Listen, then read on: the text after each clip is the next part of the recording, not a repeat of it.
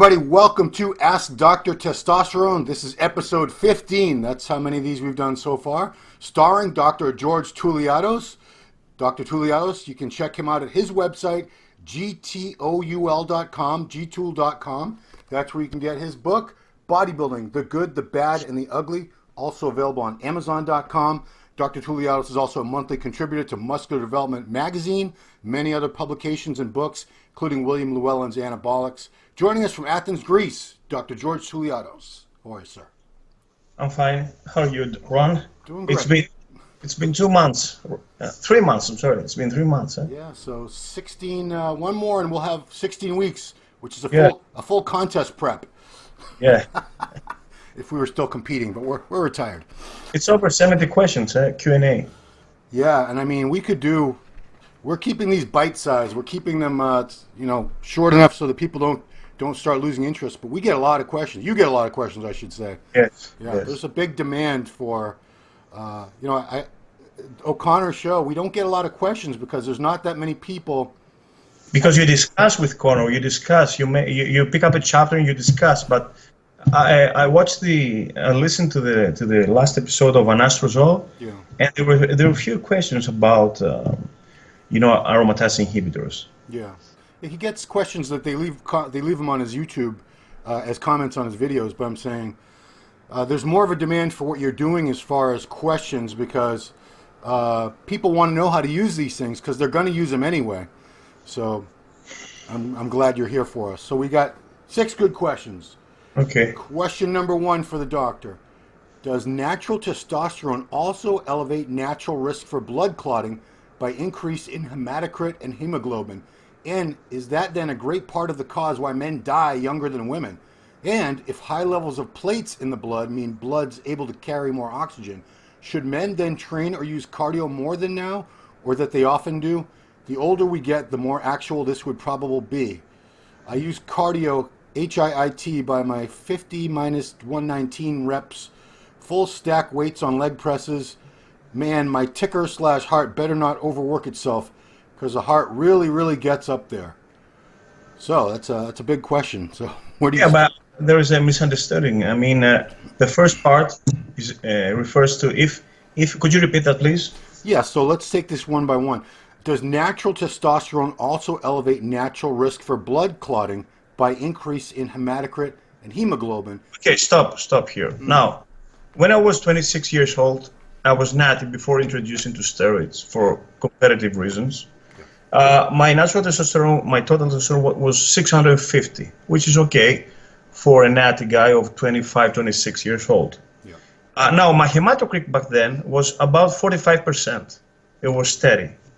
And now that my testosterone is almost 700 from exogenous TRT, between 75 or 100 milligrams per week, my hematocrit keeps elevating because EPO is released from testosterone. So I guess the endogenous testosterone does not lead to any significant elevation of EPO. However, on the other hand, the exogenous androgen and testosterone, of course, leads to EPO release from the kidneys. So I remember other guys coming to my office for consultation, and their total testosterone is up to the optimal limit, to the higher limit, 800, 900, but they never have erythrocytosis before introduced to testosterone. Therefore, this does not occur. However, men differ from women because they do have androgens, and these stimulate EPO. That's why women are more anemic from men because they do not have androgens. Okay, or a minority of testosterone or DHEA. Okay, so the first part, no, does not occur. Yeah. What was the next one? We wanted to know, is that why men usually die younger than women?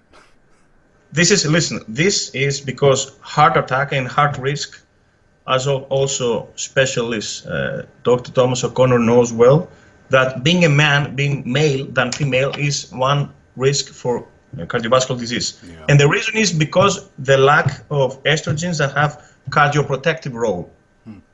And also the abuse of androgens will lead to decrease of HDL, and if you also anabolic steroids come into the game, then LDL elevation, HDL reduction, and also atherosclerotic plaque formation.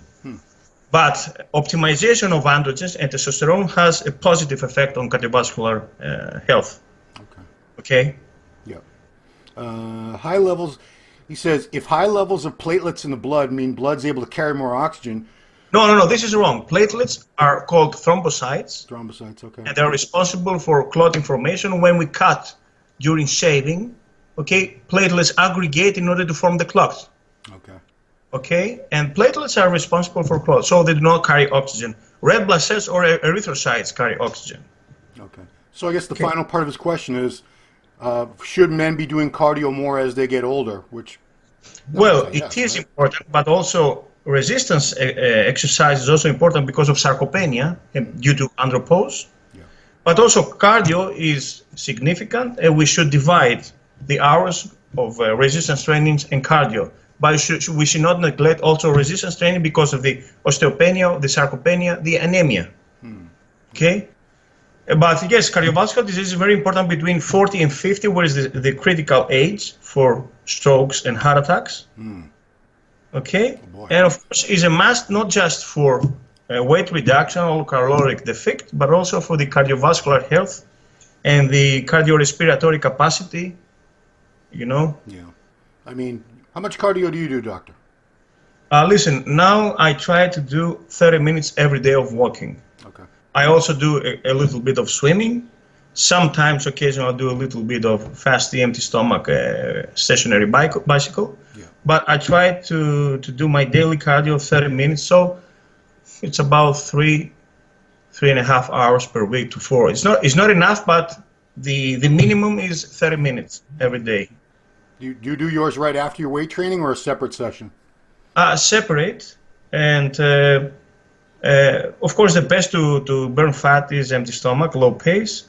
If you do it post-workout, it is better in case of, because you have burned already your muscle glycogen and is supposed to burn easier fat rather than doing it, for instance, post-meal. Okay. Okay, cool. Question number 2, this is a good one.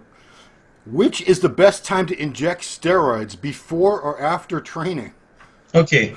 After a certain period of time, 1 week or 2 weeks, according to the ester, we have already the substance within us. So it does not matter, because it is, if we inject properly, for instance, twice a week the enanthate or 3 times a week the propionate, then we have the substance within the system 24/7. Now, sometimes when it comes from injections, I tend to do them at night in order to the following day to have already the substance into my system fresh. Yeah. And for instance, I train in the afternoon, but I shoot the substance the night before. So it will be released and peaked within 15 hours, okay? And we'll peak, of course, the day after. Okay. So what if they're using a shorter acting, like acetate? Yes. No. But if it is acetate, or better, if it is suspension, Winstrol, okay, or testosterone, or even trenbolone base, which is 3 water base, I do them 1 hour before the workout in the delts, with an insulin syringe. And it's going to peak. The hormone levels will peak while you're training. Yes, I mean, I'm going after an hour to the gym. I do my gym bag and everything. And it's just like the pills. You swallow them and you under the tongue about 30 minutes to 60 minutes before the workout. So they're introduced into the system by the time you work out. So this really wouldn't only apply to people who are using just orals or just short-acting steroids, right? But for instance, when I train 2 p.m. 2 in the afternoon, I shoot the steroid about 10 o'clock at night. Okay, so I have about 12 hours in order to be released into the system and have any effect of the summer, but it's already within the system from the previous week, So I mean, how much of a difference does this really make in terms of your results? That's my question. Not major. Yeah, I wouldn't think so. Well, that leads us right into the next question, very similar question. Dr. T, I would like your opinion on using Dianabol as a pre-workout compound. Yes, this is a good idea. and I suggest to guys that you're using Dianabol or oxymethylene, but Dianabol is preferable because you can split the doses because it's 10 milligrams. Yeah. And apparently you can use 3 times of 20 milligrams, so you make a 60 milligram of Dianabol.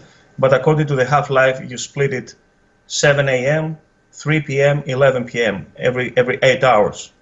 Yeah. So I suggest the second dose, the middle one, to be 1 hour or half an hour before the workout to give an extra kick. Okay. Okay.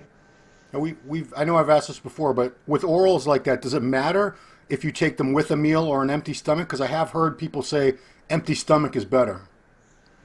Yes, I believe, yeah, there are very small pills, of 5 milligrams or 12 milligrams. Yeah. And the idea of taking empty stomach will make sure that it will be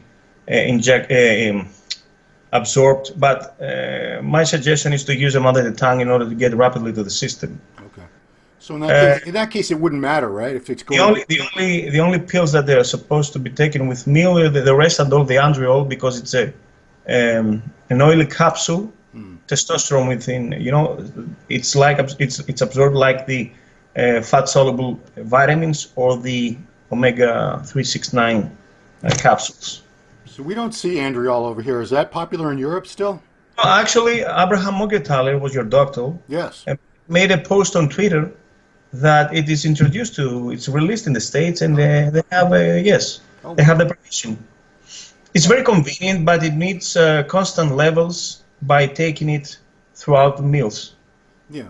So they're using andriol for TRT? They're starting to in the U.S. now? I believe so, yeah. I saw the post, yes. Wow. I mean, you'd think that would be, wouldn't that be liver toxic after a while? No, not at all, because it's absorbed through the lymphatic circulation. Oh, okay. It does not go through the portal vein, no. That's why you require a fatty meal, because the lymph is linked with fat. And the lymphatic circulation absorbs fats. Yeah. The first method of TRT he tried on me was the pellets, the cattle pellet injection in my butt. Didn't. And the pellets release slowly. Yeah. Mine actually came out though. They worked their way to the surface somehow.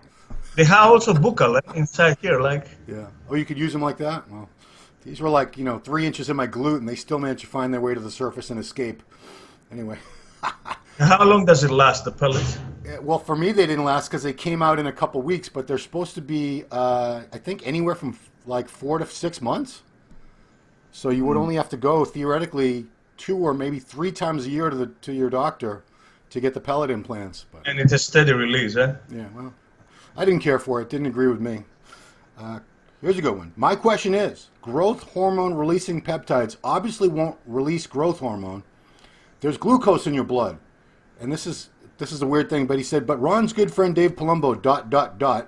So I guess, does Dave disagree with that? I don't even know why he threw that in there. Growth hormone releasing peptides. This man says they will not release growth hormone because there's glucose in your blood. Okay, listen, this is a good point, but we have to clarify. Now, endogenous growth hormone release has to be linked with low insulin, so low carb fasting. And high glucagon. But this is the endogenous. Yeah. When we shoot GHRH like sermorelin or GSRP6, GSRP2, it's like stimulating your own pituitary. Okay. I believe that using growth hormone or peptides on a fasted state favors the fat loss. But either way, if it is well-fed state or it's fasted, the growth hormone will be introduced. Now, what I say to my book is that you don't have to eat. You shouldn't eat for 30 minutes in order the metabolism of the fasting with low insulin to favor the metabolism of the growth hormone. Yeah. Personally, I have tried also having a meal right before or right after my night, because I split my doses of growth hormone. Yeah. I do the first one fasted, and the second one, I can say that it's 30-minute window from my dinner. Okay. Yeah. So I checked out my IGF-1, and there was no significant difference. Really? Yes. So, But what I said with Palumbo last year in June was that he told me why to wait for 30 minutes, because I told him because this is the half-life of IGF-1, plus because growth hormone favors glycemia, and this leads to diabetes mellitus 2. If we do this in a glucose of over 100, we favor for insulin resistance. But if we do it in a glucose of 70, we're in a starvation state, okay? Yeah. And we do not favor hyperglycemia. Okay. So I believe this is kind of prevention and protection against diabetes. Okay. But as far as effectiveness, if you take your GH shot and then eat a meal like right away, would the GH still be effective, or would the insulin release from the meal negate the effects? Well, this is a good debate. Palumbo believed that it works anyway, and this is why the guy asks now, according to the GHRP6. Yeah. But I told him last year that if you do every time GH after or before a meal, then I believe your glycated hemoglobin A1C will be elevated more, rather than do it in a fasted state. Is there any difference in your measured IGF-1 levels to tell you if the growth hormone... A1C, listen, this varies between 4.9 and 5.1. Yeah. I do not use metformin regularly, okay? Yeah. But this is a slight deviation. Okay. Okay? So it would still work, it just wouldn't work quite as well? Yeah, maybe it could work, but it could work better for the fat burning process, because when you eat, of course, it shuts off the fat burning because insulin goes up. Right. Well, And also what Patrick Arnold said, that GH in first place, it does fat burning. The growth comes through IGF-1. okay. And naturally, the GH release is low, the endogenous, and favors fat burning. But the IGF-1 is released only through exogenous use. And when IGF-1 spikes, then we have the growth, the muscle growth. Okay. All right. Here's one. Should beginner TRT protocol start with smaller testosterone HCG dosages and gradually increase to doctor-prescribed dosage by the second week, since the body still produces its own natural testosterone? Also, what supplement do you recommend to keep androgen receptors sensitivity while on TRT? So, beginner TRT protocol. Controversial. This is controversial because when you're introduced into TRT, you suppose your endogenous does not work. Okay, Yeah. You're already hypogonadic into andropause, so it does not work your endogenous. Therefore, you should administrate the right dose from the beginning, and then you have to do the first follow-up within 4 weeks, 1 month, in order to evaluate your serum levels and to do small adjustments, and then through this modification you should follow this protocol forever. So John Chrysler used to say start low and go slow, Yeah. and then evaluate how it goes, how it proceeds. Not everybody reacts the same. People with 200 react differently than people with 100, okay? Yeah. So yes, when I shoot close to 200, it always goes up or the higher range. Yeah. So yes, no, you should introduce your dose from the beginning and then evaluate in 30 days your levels to the blood, and then according to this you adjust. Doctor, do you find there's a big confusion? TRT has become this term that's used inaccurately all the time now. A lot of the younger generation, if they're going to go on steroids, they say, I'm going on TRT. When they get off. Yeah, but they don't even, they're using it in the same sense as saying, I'm going on a cycle. They don't understand what TRT is. Yes. What they say that in between the cycles, they do not follow PCT, but they follow TRT of 250, which is not TRT. It is higher dose. I've heard 500 because TRT. they know already that in the long-term future, they're gonna end to TRT hypogonadic because they're not willing to stop this lifestyle. Right. Yeah. But it's not, of course, 250 is just for maintenance. is super physiological, that reduces maybe HDL, that elevates hematocrit, okay, that does hair thinning. So it's not optimization to 50, but it's okay. It's a minimal dose for a guy who wants to do shows and competes in order to avoid the shrink, of the body, of the muscles. Right. Yeah. Okay. Last question for you. What's up, guys? I have an IGF-1 level of 550. I'm on TRT, no GH, going for a CAT scan to rule out pituitary tumor. Any other reason why my IGF-1 level is so high? My endocrinologist is mind-boggled. I don't have acromegaly. So he's not a giant. Oh, yes. So what I suggest is to do an MRI, magnetic resonance image, of the pituitary and the sella turcica, in the sphenoid bone of the adenohypophysis, the frontal lobe, in order to evaluate if they have any adenoma. That means benign tumor of the hypophysis. But the guy says that he does not have any acromegaly. Now, this elevation of IGF-1 may be beneficial to him for muscle growth. Does he mention his age? How old is he? No, that's all we got. That's all. But if he's during puberty, of course IGF-1 spikes. And you know something?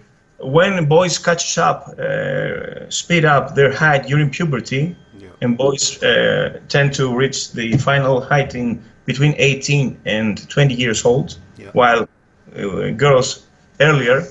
Now, growth hormone is released from the frontal lobe of pituitary. Then it's very near with prolactin, the center that releases prolactin. Sometimes when you have a large wave of growth hormone release, it takes together some prolactin. That's why these boys tend to have prolactinemia and some milk production. Yeah. This takes place in pediatrics, and yes, boys during puberty that have really high weight tend to have prolactinemia. So. But I don't know if the boy is about 18 years old, then the hormones spike, the androgens and the growth hormone also. But if you're a 30-year-old man and your IGF-1 is spiking like this, you have to see about adenoma of hypophysis. Something's wrong, right? Something's not normal. Absolutely, yes. Okay. Well, I don't even know if I want to say to keep the questions coming. We have so many questions now, Doctor. We're building like but they become harder every time. They are becoming more challenging, which is cool. I know you love a challenge. So, okay. Yeah, everybody, thank you for the questions, everybody. Keep them coming. You can post them in the comments below.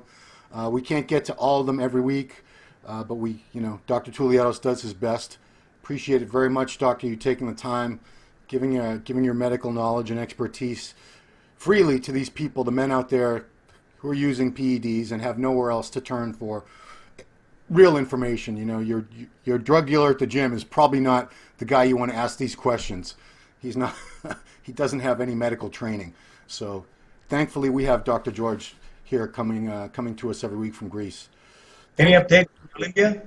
What's that? You have any update from the Olympia? No, it's still happening. Rumors about the former Mr. Olympia? He's not saying anything, and everyone, Steve Blackman and I were debating this the other day because he doesn't think. He gave an interview to these guys from UK. Yeah, he didn't say anything. He's going on a gym tour, the Global Muscle tour. It'll be UK, yes. So, Steve speculated he wouldn't be doing an international tour. He wouldn't be leaving the country that close to the Olympia if he was actually doing the Olympia. But my argument to that was he's going to be with Giles and AJ. Giles is going to make sure Phil has every meal he needs on time every day. He's going to make sure he gets to train, he gets to sleep. Giles will look after him very well. So if he wanted to prepare for the Mr. Olympia, and I think at that point that's July. I think it's going to be about 10 weeks out. I believe he could still keep up his prep pretty 100%. He still has to fly back and forth. But he said he started already dieting. Yeah, I mean, he keeps hinting that he's going to be looking really good for that tour, which makes you think, I would be in real shape just for that. So maybe, I really hope he comes back. It's going to be. I'll hit him and give him my book. Okay, yeah. Yeah, he's a cool guy. You've never really met him? No, but when I the last year with Milos, and we talked about him. He said in his interview that I listened to the doctor in Milos. So it was about myself. Oh, wow. And was very flattering to me. Oh, was he angry at you? I can't remember what the case No, was. I don't think so. No, I mean, it was for his own sake, the video. Oh, it was talking about the hernia and the bubble gut and all that, right? Yes, exactly. Yes. I mean, if he hadn't We're had trying to help him. We're trying to give him more advice. right, well, he had it fixed, and I want to take a good look at it. I'd like to see how it looks I right believe now. if he can come back at 240, he's gonna win at 240, like he was in 2011 or 12. But no more, because he has to drop in weight in order to shrink all the viscera. Okay, because I mean, last year, except for He was that, 255 last year. he was heavy, but I mean, other than that midsection area, he looked phenomenal. You know, people said He was shredded. Yes, he yeah, was his shredded. condition. You could see every little fiber in his glutes, his hams, his lower back, everything. Yes, hams. Yeah. When Phil's on, he's very tough to beat. So Yes, he's unbeatable. I mean, who's going to beat? If he comes in, Sean. To the rear, nobody. To the rear, nobody. Yeah, I mean, Sean's the only one that can give him a fight. Rolly Winkler. I mean, it's going to be a good Olympia regardless. But I still Dexter, and of course the Arnold Classic champion Brandon Curry, who has an excellent X shape. Yeah. I mean, we're talking about the top 5 for sure now. These guys Yeah. are all going to be fighting for it. And, you know, Dexter's going to be 50 years old in October, I believe, or November. So Yes. that's my man. He's 20 years in Olympia stage. yeah. 1999 was his first year. Amazing. 20 years as a pro, 20 seasons. Yeah, because if you look back at a lot of these other guys, Dorian Yates, his first pro show was 1990. His last 1990. no, yes. he did the 1999 championship. So Title 90, champ. 90 was his first pro show. 97 was his last pro show. 7 years. Yes. That's but he it. pushed it to the limit. He pushed it to the limit. But what? Dorian. So even someone that didn't push it to the limit, Lee Haney's first pro show was 1983. Last 24 years old, and he quit it at 31 years old. So young. eight-year career. That was it. 7 years, Dorian. 8 years. They were gone quick. It's about 10 years, roughly. 10 years. Not even, because when you look at Dexter's record in comparison to that, it makes it. He's been competing more than 20. Jay was 2013. Yes. So. Ronnie was 1993 and 2007, I think. 92 to I think 07 was his last Olympia. Yes. It's a longer career, but Dexter by far has the longest pro career of anybody. Yeah, and he's supposed to be competing in Tampa, which to make it 30, I believe. I think that's the only reason I can think of. Yes. Because nobody's going to beat his record of 29 while we're alive. That'll happen, you know. I don't know when, but 30 is a nice number. I understand why. Call him untied with LeBron in 26. Is that Ronnie? Well, no, the record before that was, Ronnie was 26, so he's already got 3 wins ahead of that. It would take somebody many years to beat that record if they ever beat it. And 100 pro shows, I believe. How many? 87 were pro shows, 90 pro It's shows. up there. I mean, I think prior to that, Milos had the record, but Dexter's beat that. Yeah, most pro shows, most everything, most wins, most Arnold Classic wins. Yeah, he's the man. All right, Doctor, thank you so much. I want to encourage everyone one last time to go check out this book, Bodybuilding, the Good, the Bad, and the Ugly, an excellent basic primer on everything you need to know about PEDs and how they're used and abused. You can get that on his website, gtoul.com, or on amazon.com. Thanks, everybody, for watching Ask Dr. Testosterone with Dr. George Touliatos, and we'll see you next week.